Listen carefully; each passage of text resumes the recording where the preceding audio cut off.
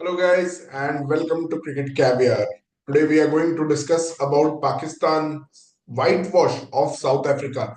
First of all, massive congratulations to Pakistan team.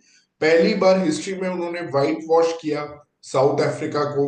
और सिर्फ south Africa को ही नहीं हराया, लास्ट 2 महीने में मतलब नवंबर और दिसंबर में ऑस्ट्रेलिया, जिम्बाब्वे और साउथ अफ्रीका तीनों अवे सीरीज जीता है उन्होंने।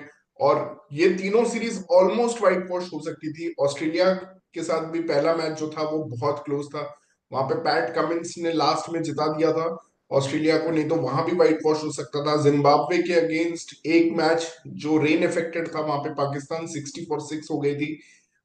वो मैच एक निकल गया पाकिस्तान के हाथ से। अदरवाइज साउथ अफ्रीका में they have been very clinical. और 3-0 व्हाइट वॉश करना। और मैं ये बोलना चाहूंगा कि जो ऑस्ट्रेलिया का सीरीज हुआ था वहां पे सब बात कर रहे थे कि स्टीव स्मिथ बहुत अच्छे फॉर्म में आ गया है, Steve Smith is flowing, his hands are, मतलब उसने 2-3 अच्छे शॉर्ट नॉक्स खेले थे स्टीव स्मिथ ने। और साउथ अफ्रीका में मतलब हेनरिक क्लासन ने जो बैटिंग की है, मतलब कि 85, 81, 96 तीन बड़े नॉक्स मतलब हेनरिक क्लासन से आए। इसके बावजूद South Africa Pakistan were able to contain the other batsman of the team. And वही बात पाकिस्तान ने प्रूव कर दी कि एक बंदा मैच नहीं जिता सकता, you need more people contributing. और उन्होंने बहुत अच्छा लगाम लगाया। Even in that Zimbabwe series Sikandar Raza ने एक मैच बहुत अच्छी बैटिंग की थी और जिता दिया था। बट उसके बाद से मतलब कि कुछ स्टार्स जो डिस्कवर हुए हैं वो है, मैं पहले तो नाम लेना चाहूंगा साइम अयूब का। मैं साइम अयूब का कंपैरिजन साइद अनवर से करना चाहता हूँ। पहले ही सीजन में साइम अयूब के स्टैट्स जो है वो माइंड ब्लोइंग स्टैट्स हैं। अब अगर आप देखो कि साइम अयूब ने 9 ओडीआई मैचेस खेले हैं, 515 रन बनाए, 64.37 का एवरेज है। उसके साथ साथ ये बंदा बॉलिंग भी करता है और इनफैक्ट लियम लिविंगस्टन जैसा बॉलिंग करता है, मतलब कि ऑफ स्पिन डालता है, लेफ्ट हैंडर्स को लेग स्पिन डालता है, राइट हैंडर्स को। और उसने अभी तक के 9 मैचेस में 5 विकेट लिए हैं। और बॉलिंग एवरेज जो है वो जो कम होना चाहिए, जितना कम हो उतना अच्छा होना चाहिए, वो उसका 27 है। तो बैटिंग एवरेज 64 का और बॉलिंग एवरेज 27 का, तो ऑलराउंडर के लिए परफेक्ट यही होता है कि कितना गैप है इन दोनों एवरेजेस में। और वो साइम अयूब का अभी 37 का गैप है बॉलिंग और बैटिंग एवरेज में, which is great. Last 9 matches में मतलब कि अगर आप देखो तो एक और स्टार जो पाकिस्तान को मिला है, जो पहले से ही एक तरह से स्टार है पाकिस्तान का, आगा सलमान। आगा सलमान ने जो बॉलिंग की है उसका bowling average even Saim Ayub से कम है। 19.18 का उसका बॉलिंग एवरेज है। और उसका जो बैटिंग एवरेज है वो 41.80 का है। And is not an opener, he is a middle order, lower order batsman in fact. और 41.80 उसने जो खेला है, स्ट्राइक रेट है 95.43, साइम अयूब का 105.53 है। दोनों 95 प्लस के स्ट्राइक रेट से खेल रहे हैं। और आप इधर भी अगर डिफरेंस देखो तो it is not as big as Saim Ayub जिसका 37 का डिफरेंस था, बट 22 का डिफरेंस है बैटिंग और बॉलिंग एवरेज में। तो सलमान अली आगा एंड साइम अयूब, ये दो जो फ्रेश चेहरे आए हैं पाकिस्तान टीम में, बहुत क्रेडिट जाता है कैप्टन मोहम्मद रिजवान का कि इनको फेथ दिया गया और न्यू सिलेक्शन पैनल का। ये सब बावजूद कि जेसन गिलेस्पी और गैरी कर्स्टन दोनों का इन सिंक नहीं हो पाया पाकिस्तान क्रिकेट बोर्ड के साथ, और दोनों छोड़ के चले गए। और यू नो प्रेशर में थी पाकिस्तान बोर्ड ओवरऑल, जो इंग्लैंड से पहला टेस्ट हारी थी, 823 रन खाए थे। उसके बाद जो टर्न अराउंड हुआ है, स्पेशली ओडीआई क्रिकेट पे जो फोकस है चैंपियंस ट्रॉफी के मद्देनजर रखते हुए, वो बहुत ही अमेजिंग है। तो मैं अब ओडीआई वाइज अगर ब्रेक डाउन दूं तो ऑस्ट्रेलिया में तो मतलब यार Haris Rauf was on fire. मतलब कि जो उन्होंने बॉलिंग की, आई थिंक उन्होंने कुछ 9 विकेट या 10 विकेट उस सीरीज में ले लिए थे सिर्फ 3 मैचेस में ही। और ग्लेन मैक्सवेल को जो डोमिनेट किया था बहुत ही अमेजिंग था, मार्कस टॉइनिस को बहुत अच्छा डोमिनेट किया था। तो वहां पे मतलब कि हारिस रऊफ तो थे ही, but Shaheen was probably not at his best. लेकिन एक और जो फोर्थ पेसर मिला पाकिस्तान को, मोहम्मद हसनैन, मुझे लगता है उसने भी काफी अच्छी बॉलिंग की है इस पूरे रन में। अगर मैं उसका आपको बॉलिंग रिकॉर्ड बताऊं तो मोहम्मद हसनैन ने 5 मैच खेले हैं और 5 विकेट लिए हैं।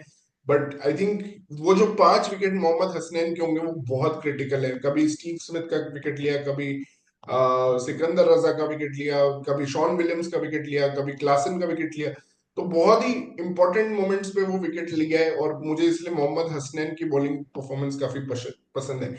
दूसरा मुझे लगता है रिजवान का एक और ये था कि उन्होंने पिच के कंडीशंस को बहुत अच्छा रीड किया। जब पहले बॉलिंग कर रहे थे तो Pakistan has not considered more than 239, मतलब 240 240 के ऊपर किसी भी टीम ने पाकिस्तान को नहीं मारा है जब पाकिस्तान ने फर्स्ट बॉलिंग किया है। मैक्सिमम पाकिस्तान ने जो कंसीड किया है वो आई थिंक लास्ट ओडीआई में 270 रन कुछ कंसीड किए थे पाकिस्तान ने, बट वो चेज के टाइम था, मतलब कि पाकिस्तान में डिफेंडिंग। बट जब फर्स्ट बॉलिंग कर रही है तो Pakistan bowlers have been on the spot. और कहीं ना कहीं मुझे लग रहा है शाहीन शाह अफरीदी, जिनका एक इंजरी की वजह से करियर डिप हुआ था, he is also coming back, क्योंकि ऑस्ट्रेलिया में वो इतने इफेक्टिव नहीं थे, बट उसके बाद जो मैचेस वो खेले हैं जिम्बाब्वे और साउथ अफ्रीका में, उसमें वो काफी इफेक्टिव रहे, स्पेशली जो की विकेट्स। मतलब साउथ अफ्रीका की बैटिंग काफी डीप थी, ऑस्ट्रेलिया की तरह ही साउथ अफ्रीका की बैटिंग काफी डीप थी। और वहां पे जो शाहीन शाह अफरीदी जाने जाते थे कि अर्ली बॉल से विकेट, मतलब न्यू बॉल से विकेट्स, अर्ली विकेट्स लेने के लिए, लेकिन अब वो डेथ में बहुत अच्छा काम कर रहे हैं। इनफैक्ट कल भी उन्होंने क्लासन से 4 चौके खाए, मतलब एक समय 8 बॉल पे 26 रन खा गए थे हेनरिक क्लासन से। उसके बाद भी उन्होंने अपना प्लान पे मेंटेन रहे और डीप में कैच करवाया क्लासन को। इसके अलावा यानसन को उन्होंने सेकंड ओडीआई में जो यॉर्कर डाला है, और कल जो उन्होंने टोनी डिजोर्सी को बाउंसर डाला है, तो those are some amazing deliveries, जो मतलब Shaheen Shah Afridi is really coming back to his own. और ये पाकिस्तान के लिए एक बहुत अच्छा साइड है। Naseem Shah is also doing a good job guys. Naseem Shah है, थोड़ा उसमें स्कोप ऑफ इम्प्रूवमेंट है, but he is also doing a good job. और ये जो 4 मैन पेस अटैक है जिसमें हसनैन भी रहेंगे, आई थिंक ये काफी अच्छा बैकअप एक पाकिस्तान को मिल गया है हसनैन के रूप में। और स्पिन, मतलब कि सबसे अच्छी बात जो मैं रिजवान के बारे में बोलना चाहूंगा कि स्पिन को बहुत अच्छा यूज कर रहे हैं। वो पिच को बहुत जल्दी रीड कर पा रहे हैं कि कौन सी जगह पे मुझे स्पिन से ज्यादा ओवर्स करवाने हैं, कौन सी जगह पे मुझे पेस से ज्यादा ओवर्स करवाने हैं। जैसे आपने देखा होगा कि फर्स्ट ओडीआई में जब साउथ अफ्रीका 10 ओवर में 70 रन बना चुकी थी, तो वहां पे सलमान अली आगा को इंट्रोड्यूस किया, जो 4 विकेट ले लिए, मतलब 66 फॉर 0 से 88 फॉर 4 हो गई साउथ अफ्रीका, और वहीं पे एक तरह से मैच खत्म हो गया। और इसी तरह साइम अयूब का भी काफी रेगुलर यूज किया है उन्होंने। और अबरार को वो वापस लेके आए हैं ओडीआई स्कीम ऑफ थिंग्स में। सुफियान मुकीम को कल डेब्यू दिया ओडीआई में। तो सारे spinners, spinning options, in fact Faisal Akram भी थे जिम्बाब्वे में जो खेल रहे थे, तो उनको भी यूटिलाइज किया है। तो काफी ओपन माइंडेड कैप्टन है, उनको पता है हाँ मेरे ये 4 पेसर्स हैं, लेकिन इसके अलावा भी मेरे पास 4 स्पिनिंग ऑप्शंस हैं, और एक अच्छा बैकअप अभी बना रहे हैं वो पूरे स्क्वाड का। तो ये डेप्थ देख के काफी अच्छा लग रहा है। और ऊपर से उनके पास 2 ऑलराउंडर्स हैं, एक इरफान है और एक तैयब ताहिर है। तो इन दोनों का भी मतलब ठीक ठाक कंट्रीब्यूशन रहा है। इरफान खान मुझे लगता है एज अ फील्डर उन्होंने काफी ऐड किया है, ऑल्दो बैटिंग में अभी उनका ऐसा कोई आउटस्टैंडिंग प्रदर्शन नहीं रहा है, बट उन्होंने फील्डिंग में एक जान दिखाई है अपनी, बहुत अच्छी मतलब की फील्डिंग की है। तैयब ताहिर का भी सेम है कि 142 का स्ट्राइक रेट है तैयब ताहिर का, और इरफान खान का अभी कम है स्ट्राइक रेट, क्योंकि वो ज्यादातर आउट ही हो गए हैं। But still I would say कि मतलब ये बहुत ही अच्छा साइन है पाकिस्तान का डेप्थ के लिए। But the best thing about everything has been, मतलब कि इंग्लैंड से वो जो 823 खाए थे उसके बाद से जो सबसे बड़ा शाइनिंग लाइट है, apart from Salman Ali Agha and Saim Ayub, जो कि जिसको मेंशन करना बहुत जरूरी है, वो है Kamran Ghulam. I mean he has been just phenomenal. ये बंदा हर कुछ कर सकता है। इसने टेस्ट में डेब्यू 100 मारा, जब पूरी बाबर आजम आर्मी पीछे पड़ी हुई थी कि इसको कैसे चांस दिया जा सकता है। इसने डोमेस्टिक में कंसिस्टेंटली परफॉर्म किया था, और उसके बाद आके ये डेब्यू पे 100 मारता है। उसके बाद इसने भाई अपना ओडीआई में भी नहीं छोड़ा, मतलब ओडीआई में जिम्बाब्वे के अगेंस्ट एक क्रूशियल 100 था वहां पे, जहां पे बाबर और रिजवान आउट हो चुके थे। वहां पे उन्होंने बहुत अच्छा, मतलब एक शानदार नॉक खेली। और सेकेंड ओडीआई में साउथ अफ्रीका के अगेंस्ट भी उन्होंने एक बहुत ही अच्छी नॉक खेली, 63 ऑफ 31। मुझे लगता है वो जो था पाकिस्तान 329 जो बना पाई वो उन्हीं के वजह से था, और क्लासन पे वो प्रेशर आ पाया, जिसके वजह से पूरे साउथ अफ्रीकन बैटिंग पे जो प्रेशर आता है वो उसी टोटल बिग टोटल की वजह से था जो कामरान गुलाम ने मारा है। मुझे उनकी बैटिंग देखने में बहुत मजा आता है। एक लो सेंटर ऑफ ग्रेविटी है और उसके साथ वो काफी अच्छा लो जाके स्लॉग करते हैं। और थोड़ा उनको प्रॉब्लम हुआ था पैट कमिंस के अगेंस्ट वहां पे ऑस्ट्रेलिया में, बट अपार्ट फ्रॉम दैट जो बाकी पिचेस पे उन्होंने काफी अच्छा अडेप्ट किया है। कुछ मैचेस में अनलकीली कुछ रनआउट ऐसे हो गए हैं उनकी, जिसकी वजह से वो और भी अच्छे हो सकते थे उनके stats. But still I would say मतलब कि वेल डन कामरान गुलाम। लाइक पाकिस्तान चैंपियंस कप और ये सब में आपका जो भी अच्छा परफॉर्मेंस हुआ उसका कुछ फायदा हुआ। Finally Pakistan picked you and you have absolutely delivered. तो उनका 9 मैचेस में इनफैक्ट उन्होंने भी सारे 9 ओडीआईस खेले हैं।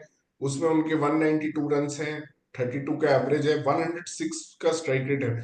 तो ये भी एक 95 प्लस मतलब कि स्ट्राइक रेट वाले प्लेयर हैं। तो ये देख के मुझे काफी अच्छा लग रहा है। अब 3-4 प्लेयर्स पाकिस्तान के पास हो गए हैं जो 95 प्लस, जैसे साइम अयूब है, सलमान आगा है और कामरान गुलाम है। ये 95 प्लस के स्ट्राइक रेट से 100 इवन 100 प्लस के स्ट्राइक रेट से खेल रहे हैं। सलमान आगा का भी जो सेकंड और थर्ड ओडीआई मतलब फर्स्ट ओडीआई में जो उन्होंने नॉक खेली वो तो अमेजिंग था। मतलब कि it was the best ever allround contribution I think by a Pakistani. कि आप एक ही मैच में 4 विकेट ले रहे हो, वो भी टॉप के 4 विकेट ले रहे हो, उसके बाद आप 82 मार रहे हो जब आपकी टीम 64 4 हो गई है, जब पाकिस्तान 64 4 हो गई है। आप साइम अयूब के साथ इतनी बड़ी पार्टनरशिप कर रही हो, साइम अयूब 100 मार रहा है, आप भी 82 मार रहे हो, तो it was an amazing contribution. और उसके बाद भी मतलब कि आप दोनों ओडीआईज में देखो तो उनका मोर देन रन बॉल जो कंट्रीब्यूशन है 40s, आई थिंक दोनों ही इनिंग्स में उन्होंने जो 40s मारे वो बहुत अंडररेटेड कंट्रीब्यूशन है। मेरे हिसाब से तो प्लेयर ऑफ द सीरीज के इक्वल हकदार बनते थे Salman Ali Agha as good as Saim Ayub. और एक और शॉकिंग स्टार्ट है, अगर आप डब्ल्यूटीसी मतलब फॉलो कर रहे हो तो मैं आपको एक चीज बताऊंगा। इस डब्ल्यूटीसी साइकिल में किसी भी बैट्समैन जिसने 10 प्लस टेस्ट मैचेस खेले हैं उसमें से highest batting average Salman Ali Agha का है। This will shock you. और अभी बहुत ऐसे प्लेयर्स हैं जिन्होंने 10 टेस्ट मैच एक्चुअली नहीं खेले हैं जो काफी अच्छा खेल रहे हैं। बट 10 टेस्ट मैचेस का अगर मैं इस साइकिल में सिर्फ इस डब्ल्यूटीसी साइकिल में जो मैं क्वालिफिकेशन क्राइटेरिया रखूं तो सलमान अली आगा का एवरेज सबसे हाईएस्ट है। ये आप चेक कर सकते हो स्टैट। तो ये बहुत ही अच्छा एक मतलब सीरीज रहा पाकिस्तान के लिए। आप देखो क्लासन ने जो फाइट की है, मतलब इट वाज अमेजिंग फाइट। मतलब कि साउथ अफ्रीका वेर डिसअपॉइंटिंग कि इतनी डीप बैटिंग ऑर्डर है। मतलब यैनसन है आपके, एंडिले फिक्लुक्वायो आ रहे हैं, बॉयन फॉर्चून आ रहे हैं। तो ये सारे बैट्समैन आ रहे थे लेकिन कोई भी टिक नहीं पाया, कोई भी। इनफैक्ट रबाडा भी 2 मैचेस खेले, वो भी काफी अच्छी बैटिंग करते हैं। तो कोई भी मतलब कि साथ नहीं दे पाया क्लासन को। इनफैक्ट उनके 100 के लिए वो एक शॉट चाहिए था, वो भी मतलब पूरा साउथ अफ्रीका कोलैप्स करके लास्ट तक आ गया, उनका 100 भी नहीं बन पाया। तीनों इनिंग्स बहुत अच्छे थे। बट कुछ लोग हाँ ये बोल सकते हैं कि क्या क्लासन और थोड़ा डिले करके धीरे धीरे खेल के ले सकते थे। बट आई डोंट थिंक वो लॉजिक सही है क्योंकि बाकी एंड पे तो कोई भी टिक ही नहीं रहा था। And most disappointing has been 2 players जिनका मैं नाम लेना चाहूंगा साउथ अफ्रीका की तरफ से, मार्करम और मार्को यानसन। मार्को यानसन को बहुत बिल्डअप किया गया एज अ ग्रेट ऑलराउंडर। कुछ लोग बोलते हैं कैलिस है, कुछ लोग बोलते हैं फ्लिंटॉफ है। बट अनफॉर्चुनेटली मतलब अभी तक की जो प्रदर्शन रही है इट्स बीन वेरी एवरेज। मतलब आप देखो नॉकआउट्स में बंदा था, T20 वर्ल्ड कप फाइनल के नॉकआउट्स में बुमराह से आउट हो जाता है जब रन बॉल चाहिए। ठीक है क्लासन आउट हो गया बट वो मिलर का उसने साथ नहीं दे पाया। सिमिलरली आप ओडीआई वर्ल्ड कप ऑस्ट्रेलिया के अगेंस्ट सेमीफाइनल में कोलकाता में मैच है, वहां पे आप ट्रेविस हेड से पहले ही 6 ओवर में इतना पिट जाते हो, ऊपर से आपने डक बनाया था उस मैच में, वहां पे भी आप ट्रेविस हेड से आउट हो गए थे। तो इसमें कुछ वो चोकर वाली क्वालिटीज है मार्को यानसन में। Similar to Markram, Aiden Markram भी मुझे लगता है कि इनको भी अब चले जाना चाहिए क्योंकि it's been too long since he performed. Maybe Ryan Rickelton, Tristan Stubbs, और कल एक और अच्छा बैट्समैन मुझे लगा कॉर्बिन बॉश, जो एक्चुअली साइम अयूब का विकेट लिया उसने जब वो सेंचुरी मार चुका था। बट स्टिल आई थिंक उनके साथ आप खेलो ज्यादा बेटर रहेगा। और मैं फाइनली थैंक्स बोलना चाहूंगा संजू सैमसन का कि उन्होंने इस साउथ अफ्रीका से हमें सीरीज लॉस से बचा दिया था लास्ट ईयर इसी समय। 24 दिसंबर कल का ही डेट है जब उन्होंने 100 मारा था पाल में। तो थैंक यू संजू सैमसन, क्योंकि हम इस टीम से भी सीरीज हारने वाले थे। टोनी डिजोर्जी ने हमें पहला मैच हरा दिया था, इफ यू गाइस रिमेम्बर। तो यस। और मैं बोलना चाहूंगा कि पाकिस्तान को जो वेन्यूज मिले हैं, तो आप देखो, फर्स्ट जैसे ऑस्ट्रेलिया टूर से हम शुरू करते हैं, एमसीजी, एडिलेड, पर्थ। तो एमसीजी और एडिलेड में पाकिस्तान की वैसे मेमोरीज, जो रीसेंट मेमोरीज है, वो they have not been good, because MCG में इंडिया से हारे थे। वो विराट कोहली वाला मैच जो अश्विन ने फिनिश किया था, वो आप सबको पता ही है, एमसीजी में हारे थे। जबकि हारिस रऊफ का बिग बैश लीग का होम ग्राउंड है वो। और उसके बाद आप अगर एडिलेड में भी जाओ तो 2015 में इंडिया ने वर्ल्ड कप में हराया था, ओडीआई वर्ल्ड कप में, अंडर एमएस धोनी कैप्टनसी। वहां पे भी हारे थे, मिसबा उल हक थे कैप्टन पाकिस्तान के। तो ये दोनों ग्राउंड्स थोड़े चैलेंजिंग थे पाकिस्तान के लिए। लेकिन आपको तारीफ करनी पड़ेगी उनके बॉलिंग अटैक की, कि मतलब कि 204 बने तीनों में। एक्चुअली मतलब कि पहले में पाकिस्तान ने बैटिंग फर्स्ट किया, उसके बाद दोनों जो मैचेस थे जहां पे ऑस्ट्रेलिया ने बैटिंग फर्स्ट किया, एक में 160, एक में 140 पे ऑल आउट कर दिया ऑस्ट्रेलिया को, और अपने लिए बहुत ही सिंपल कर दिया मैच। और उस सीरीज में मतलब कि अगर आप पहला मैच देखो तो साइम अयूब ने जो बैटिंग की है, मतलब कि पहला match I think he was flopped, but second match जो 160 चेज करना था, उसमें साइम अयूब ने जो शॉट्स खेले हैं। और पहला मैं बोलना चाहूंगा कि मैं साइम अयूब और सईद अनवर का जो कंपैरिजन कर रहा हूँ, उसके बारे में मैं थोड़ा आपको बोलना चाहूंगा। तो सईद अनवर का आपका देखो, ईयर 1989 में उनका डेब्यू हुआ था। तो हम पहला साल में उन्होंने 100 रन बनाए थे, 6 इनिंग्स खेले थे, 20 का एवरेज था। सेकेंड ईयर ऑफ में उनका 20 इनिंग्स थे, 673 रन थे, 33 का एवरेज था, और 2 हंड्रेड्स थे। साइम अयूब का अभी आप देख लो, 9 मैचेस में ही 515 रन है, जो कि सईद अनवर के 20 इनिंग्स में जाके 100 रन और ज्यादा है साइम अयूब से, एक 150 रन ज्यादा है। मतलब 10 और इनिंग्स खेले उन्होंने 150 रन बनाने के लिए साइम अयूब से, और उनका 33 का एवरेज है, जहाँ पे इनका ऑलमोस्ट डबल का एवरेज है, 64 का एवरेज है। ठीक है, स्ट्राइक रेट तो it's better not to compare, क्योंकि वो एरा डिफरेंट था। But there are some shades की ये मतलब कि सईद अनवर जैसा क्यों नहीं बन सकते, क्योंकि सईद अनवर हम सब जानते हैं एक लेजेंडरी ओपनर थे पाकिस्तान के। बहुत बार उन्होंने इंडिया का दिल तोड़ा है, मतलब ऐसे नॉक्स खेले हैं चेज में, टफ चेज में, या फिर बैटिंग फर्स्ट करते हुए भी 194 बनाया इंडिया के अगेंस्ट। He was such a great great player Saeed Anwar. तो उससे मैं कंपेयर करना चाहूंगा साई मयूर को, कि उनके भी जो शॉट्स है वो इतने क्लासी हैं। मतलब कि जब वो लोग उनको जानते हैं नो लुक शॉट के लिए, जो वो ऐसे फ्लिक करते हैं ना, लेग साइड पे नो लुक करके फ्लिक कर देते हैं, उनके लिए वो फेमस थे। बट अभी आप देखो तो स्पिनर्स को वो स्वीप भी करते हैं, स्पिनर्स को ड्राइव भी करते हैं। प्लस जैसे रबाडा और कमिंस, ये सब के बॉलिंग पे उन्होंने जो ऑफ साइड पे भी जो अपना गेम दिखाया है, और जो पुल शॉट्स दिखाए हैं, मतलब बाउंस भी काफी अच्छा हैंडल कर रहे हैं। और स्पेशली जिम्बाब्वे में जो उन्होंने सेंचुरी मारी, जिसमें मतलब कि दैट वाज जस्ट अमेजिंग। कि अगर आप देखो, मतलब सोचो तो इट इज जस्ट अमेजिंग कि क्या किया उन्होंने जिम्बाब्वे में। 100 146 का चेज था, उसमें उन्होंने मार दिया सेंचुरी, 113 रन मार दिए 146 के चेज में, अब्दुल्ला शफीक। ये मैंने शायद सचिन तेंदुलकर ने जो एक बार जिम्बाब्वे के अगेंस्ट शारजा में किया था, उसके बाद ये मैं मतलब कि सेकेंड टाइम ऐसा देख रहा हूँ कि इतने छोटे चेज में, कि सब 150 के चेज में, 150 से कम के चेज में भी कोई बंदा सेंचुरी मार रहा है और डोमिनेट कर रहा है अपने ओपनिंग पार्टनर को, जो अब्दुल्ला शफीक थे। वो सेकेंड फिडल अपना खेल रहे थे।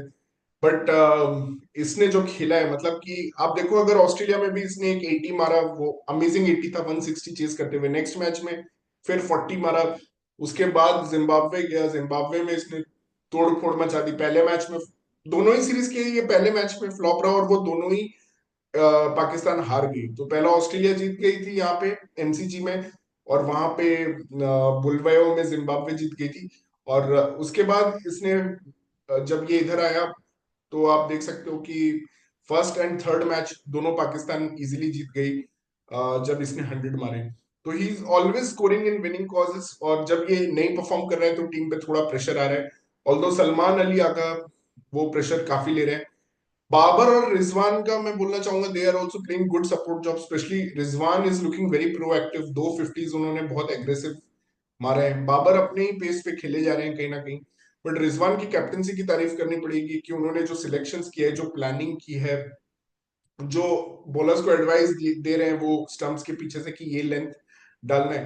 प्लस उन्होंने ऑस्ट्रेलिया के एक ओडीआई में कुछ 5 कैचेस पकड़े थे एक ही मैच में, वो उन्होंने बहुत अच्छी कीपिंग कर रहे हैं वो।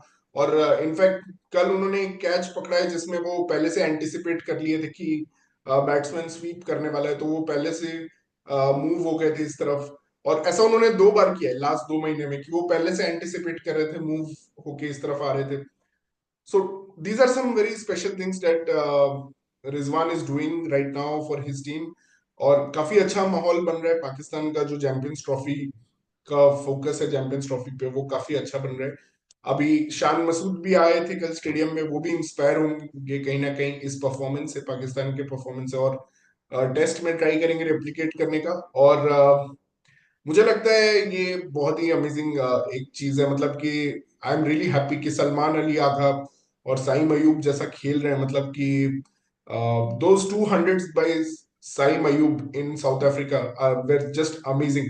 इनफैक्ट जो पहला 100 था ना, मतलब कि वो कुछ साइम अयूब बाबर रिजवान सब आउट हो गए थे उसमें, और सलमान अली आगा के साथ उनको खेलना था। 66 फॉर 4 थी पाकिस्तान उसमें। अगर आप देखो तो शुरू में साइम अयूब, मैंने अभी आपको बोला कि जिम्बाब्वे में उन्होंने जैसे तोड़ फोड़ मचा दिया था, 146 के चेज में उन्होंने 113 ऑफ 62 बॉल्स मारे थे, बट यहाँ पे वो थे 62 बॉल्स पे 40 रन पे। So he can play both kinds of game, मतलब कि दोनों तरह का गेम वो खेल सकते हैं। यहाँ पे 62 थे 40 बॉल्स में, लेकिन 100 पहुंचे 110 बॉल में। तो ये बहुत अमेजिंग मुझे देख के लगा साइम अयूब का कि he has all types of game. और इनका जो हाइप था, मतलब कि बाकी लोगों ने भी, मतलब पाकिस्तान के यूट्यूबर्स ने भी, जो वो बिल्कुल सही था, मतलब ही looks once in a generation kind of talent. और सलमान अली आगा को भी जो प्रमोट किया है रिजवान ने, कि हर जगह उसको रिस्पॉन्सिबिलिटी दी है, वाइस कैप्टन बनाया, T20 कैप्टन बनाया। T20 में कहीं ना कहीं मुझे लगता है अभी भी पाकिस्तान काफी पीछे है, और Salman Ali Agha actually is not a T20 player. ठीक है, तो I don't know about that, but ODI and test में ही इज जस्ट इनवैल्यूएबल। और ऑफ स्पिनर देखो, ऐसा है कि 3-4 ऑफ स्पिनर है उनके, और ये ऑफ स्पिनर थोड़ा रिस्की होता है, कभी भी मार खा सकता है, बट विकेट्स भी यही लेगा। और अभी 2 लेफ्ट आर्म रिस्ट स्पिनर्स भी हैं पाकिस्तान के पास। So apart from leg spinner, मतलब उन्होंने सब कुछ ही रखा हुआ है। तो ये बहुत इंटरेस्टिंग मतलब लग रहा है मुझे। And thank you guys for following our channel. And Pakistan fans, let me know what are your comments about this whitewash जो किया है। और शाहीन शाह अफरीदी ने जो कमबैक किया है, 5 मैच में 15 विकेट्स लिए हैं। इकोनॉमी रेट थोड़ा हाई है शाहीन का, but he's coming back to his own. There is good support despite Klassen performance, despite Steve Smith performance, despite the coaching changes, despite all the halla gulla that goes on in Pakistan cricket. ये एक काफी positive development हो रहा है। So thank you guys for following our channel, and please subscribe our channel Cricket Caviar.